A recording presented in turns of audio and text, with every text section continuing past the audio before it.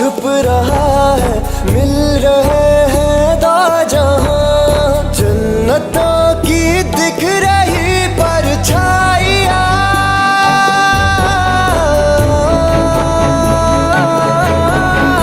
बर्फ सी तेरी गोद में खिल रही है जिंदगी, पूछ रही है जैसे ये तूफान है। बर्फ सी तेरी गोद में खिल रही है जिंदगी, पूछ रही है जैसे ये तूफान है।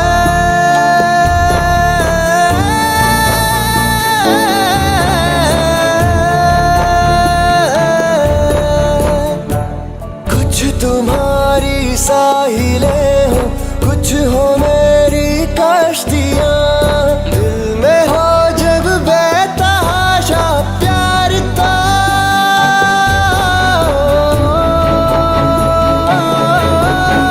बर्फ सी तेरी गोद में खिल रही है जिंदगी, पूछ रही है जैसे ये तूफान है। बर्फ सी तेरी गोद में खिल रही है जिंदगी, पूछ रही है जैसे ये तूफान है।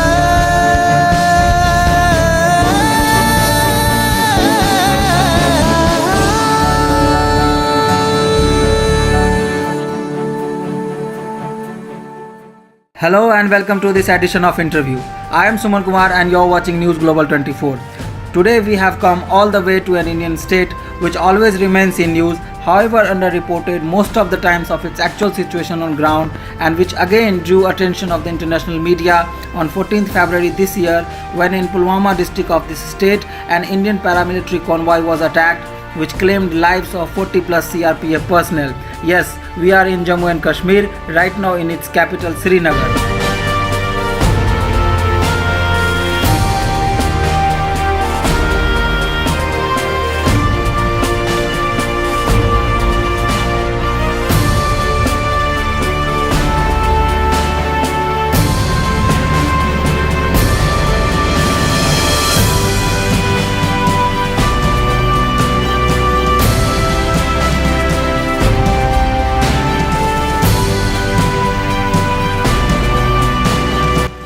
Over a month now after that tragic incident, we are here with a distinguished guest, one of the most qualified person to speak on Kashmir issue, former IAS officer serving 10 years in Jammu and Kashmir, one of the most celebrated Kashmiri youth across India and now emerging as a key political figure in Jammu and Kashmir with formally announcing his political party J&K People's Movement.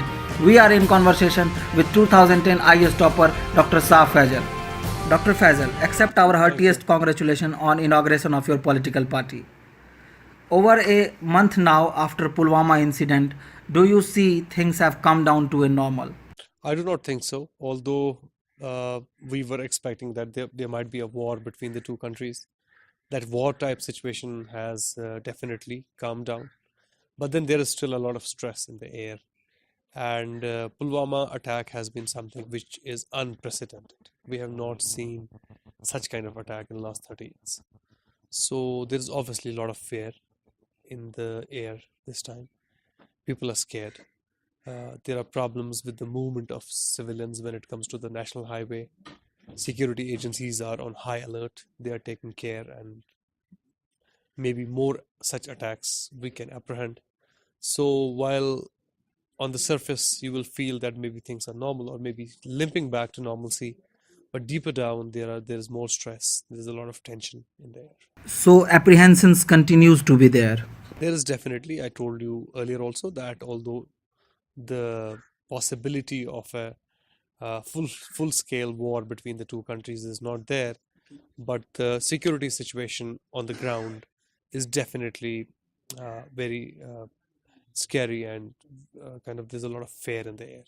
On March 18th this year, people gathered at football ground Srinagar chanted, Ab hawa badlegi, wind going to change now. Help us understand and people of Jammu and Kashmir through this interaction too, how your political party is coming differently on dealing with the Kashmir issue. One thing I think which we are trying to tell people is that it's very important for us to work within the democratic space. And we are telling people that it's important for us to utilize this democratic space for the welfare of the people. Elections are important. People may or may not participate in the elections, but in a democracy, elections will keep happening. If good people do not come into political process, then the wrong people will come in. What we have seen here in the last 30 years is that political solutions are not coming through. There's a crisis happening, the crisis which is both related to Kashmir issue and the crisis of governance. We are seeing that on one hand, we have a lot of youngsters getting killed, we have soldiers getting killed, we have cops getting killed, and on the other hand, we have a huge deficit of governance and people are facing problems in their day-to-day lives. So we are saying that we'll try to address the larger issue as well. We'll try to convince Delhi that something needs to be done about it, that this routine way of your or this routine approach to Kashmir will not work. At the same time, we are saying that we have come into politics after sacrificing things. So we want that the governance should improve here, the corruption should end, the poverty alleviation programs should run well, a sense of justice needs to be given to the people. Dr. Faisal, given you are a former IS officer, how you are going to win people's confidence and later a mandate once you are entering electoral politics of India? It is a very, very tough job for us to win confidence of the people. Kashmir is a very unique place. Jammu and Kashmir state has been witnessing conflict, due to which people have lost faith in the mainstream electoral political institutions. There are problems of regional issues also. Jammu, Ladakh, Pir Panchal, Chenab Valley, Kashmir. All these five regions have different aspirations. People of Ladakh do not necessarily feel the same way the way people of Kashmir do. People of Jammu do not necessarily feel the same way the way people of Kashmir do. So one biggest challenge for us this time is to how we can bring people from all the regions together around this movement and tell them that we need to work together and get their confidence for working together. So even now you are saying, and in many of your interviews, Dr. Fazal, you articulated this that you wish to reclaim those democratic spaces for people of Jammu and Kashmir. Please explain a little more what you actually mean by referring to it. What will be the intrinsic qualities or characteristics of this democratic space that you are actually referring to? So when we talk about democratic spaces, we mean spaces where the democratic rights of the people are respected. What are those rights? Those rights are suppose right to freedom of speech and expression. That right is the right to assembly. That's a right to movement. You have right to equal opportunities. You have a right to a job. You have a right to a decent living. You have a right to justice. So those rights can only be achieved or maybe attained within the democratic space. But in a conflict zone, what happens is that this democratic space gets shrunk. So you have combatants, two sides of or maybe many sides who are fighting a war. That war is fought within this space, and then the space for dissent shrinks, the space for freedom of speech shrinks, the space for opportunities shrinks. People do not get jobs, people do not get justice. What happens? Then this entire democratic space shrinks. How does it shrink? You have militarization happening. You have combatants from all sides occupying this space. So we are saying that we need to reclaim this space. We need to open up one more time and give people the rights to to to enjoy those freedoms which the democracy guarantees us. Dr. Fazal, some of our former intelligence chiefs and diplomats, for instance, ex-RAW chief Mr. A.S. Dullat, even at some of the international forums like one at London School of Economics South Asia Forum in 2017, admittingly said that government of India has only further worsened the situation in Jammu and Kashmir. Do you also believe this is exactly the case? I believe that Jammu and Kashmir is a very, very sensitive state. In recent years, we saw the security situation in Kashmir really going down the drain. Second, we saw huge problem between the three regions. We saw a communal divide getting kind of intensified in Jammu region. We saw aspirations of Ladakh not being addressed. We saw a lot of unrest in Chenab Valley and Pir Panchal region. Why is it happening? Because somewhere we have not been able to follow a consistent policy when it comes to Kashmir and rest of the state. I do agree to an extent with the author that there's been a problem in the last few years. Dr. Faisal, one thing is said around constantly that we need to put our house in order first while dealing with Pakistan because it involves internal security issues and peace in the valley. Given the separatists' political presence in the valley, how do you see laws that have come down brutal on Kashmiri people, be it extrajudicial killings, torture, or any other form of atrocity, which again was protected by state under the law, which are atrocious in nature, for instance, UPSPA? How do you see peace coming and restoring in the valley? Suppose you said it very correctly that if you look at this law called Armed Forces Special Powers Act, now this is a very unique act. Uh, the presumption here is that because the military and the armed forces are operating in a conflict zone, so they need certain immunities from legal prosecution if they do something in the course of their duties here. But what then happens is that whatever accidents, whatever crimes which happen during that line of duty, people then do whatever they want to do in a conflict zone, then you do not really adhere to that discipline. But then you have Armed Forces Special Powers Act. Even if you commit a rape, even if you commit a murder, even if you commit a custodial killing, you will have Armed Forces Special Act to defend you. We believe that this act has not really helped much in containing the situation. It has in fact created a huge sense of injustice in the population here. We do not see any reason why this act should continue. Recently, we have witnessed that a custodial killing has been reported. What you have to say on this? Custodial killing is something which should be unpardonable. So, in a place like ours where the law and order situation is in any case very fragile, killing somebody in the custody, and that to a young man who comes from a very good family, who doesn't apparently be, he doesn't feel that he should be somebody who is into subversive activities, and where there's a prima facie evidence that maybe it seems to be a custodial killing. I mean, this is just unpardonable. It spoils, it vitiates the environment here. It vitiates any opportunities or initiatives for peace that could be taken. So it has been very disheartening for the people of Jammu and Kashmir. It has been extremely disheartening, and it also uh, tells us that even if some people kill you within the police custody, they will still escape the hands of the law.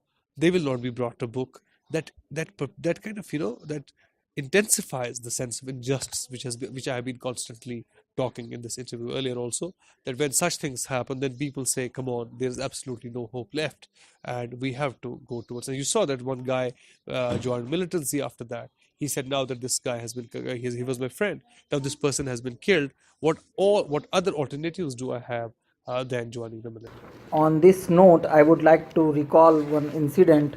Soon after the death of Burhan Wani, John Drays, a Nobel laureate in economics, he visited the valley, stayed here for some time, and in one of his articles in one of the leading newspapers in India wrote that Kashmir's struggle for autonomy is similar in spirit to India's freedom struggle against British colonial rule, and Burhan is kept in high reverence by Kashmiri people as martyr of freedom movement. My question to you, Dr. Faisal, how these paradoxical or antithetical ways of looking at a thing. For one side, the same Kashmiri youth is a martyr of freedom movement. For the state, he is a terrorist. How is this going to change anyway? I agree. I mean, that's the complication when it comes to understanding Kashmir. When John Drays came here and he wrote this article, I have read this article earlier also. I mean, that is a certain kind of sentiment which is in the place. Everybody says that one man's freedom fighter is another man's terrorist. But then these are very sensitive matters. On one hand, you have soldiers, they are getting killed. On another hand, you have young people from the valley getting killed. Both sides believe that they are on the right side, isn't it? But then our point here is that rather than fighting over the labels, rather than figuring out whether you see this side is right or that side is right, whether this martyrdom is something which can be accepted or that martyrdom is something which can be accepted, It's important to stop violence in Kashmir and believe that whosoever becomes a martyr, it's finally those mothers, those daughters, those sisters, those families which get devastated. And there is absolutely no scope. People could be fighting on terminologies, but finally it's the families which have to suffer. Can we somehow end this war? So, do you think that again radicalization has found some space in the valley, or fundamentalism, religious fundamentalism? I mean, one of the very uh, uh, casual ways of looking at Kashmir is that because Kashmir has a majority Muslim population, so we attribute everything which happens in Kashmir to Islam. But then we also have seen that uh, fundamentally this whatever has been happening here is basically circled around a political issue. It's a political problem which has been there for many years. I just hope that if somehow uh, we can kind of keep the political rights in the center of the argument, I think that's only how Kashmiris can possibly benefit. I'm absolutely not for giving a religious color or giving that color to anything here. Professor, your party's vision document says, as I read it on website, pursuing of peaceful resolution of Kashmir issue as per the will and aspiration of the people of J&K state. Does this includes idea of self-determination? What I mean is that a solution, I may suggest 20 odd solutions, but a solution which is not acceptable to the people of Jammu and Kashmir state, that solution will have absolutely no meaning. So when I talk about Jammu and Kashmir state, I'm also talking about the aspirations of the people of Jammu region. I'm talking about the aspirations of the people of Ladakh also, and other regions as well. So it'll be very premature for me to box this idea within one sort of solution. I'm saying that let's come to the table and be ready to discuss all solutions that are possible, all the possible solutions, and whatever solution is acceptable to the people. But yes, we have to be ready to accept and understand and acknowledge all possible solutions and demands Across the barrier of understanding. across the barrier. There may be if you look at Ladakh, there is a huge section of population which believes that there should be a union territory. If you go to Jammu, you will see a huge section of population which believes that there is no political issue. This should be integrated fully with the rest of the country. If you look at to Kashmir, you will see a large section of population believing in right to self-determination, the way you said it correctly. So what finally can be the kind of what that solution can finally be, I think that can only be decided once all these stakeholders come to the table and the issue is discussed. Thank you, Dr. Faisal, for this candid discussion. It was a pleasure talking to you, and all the best for all future achievements. Thank you, viewers, for watching News Global 24. I am Suman Kumar signing off. Thank you.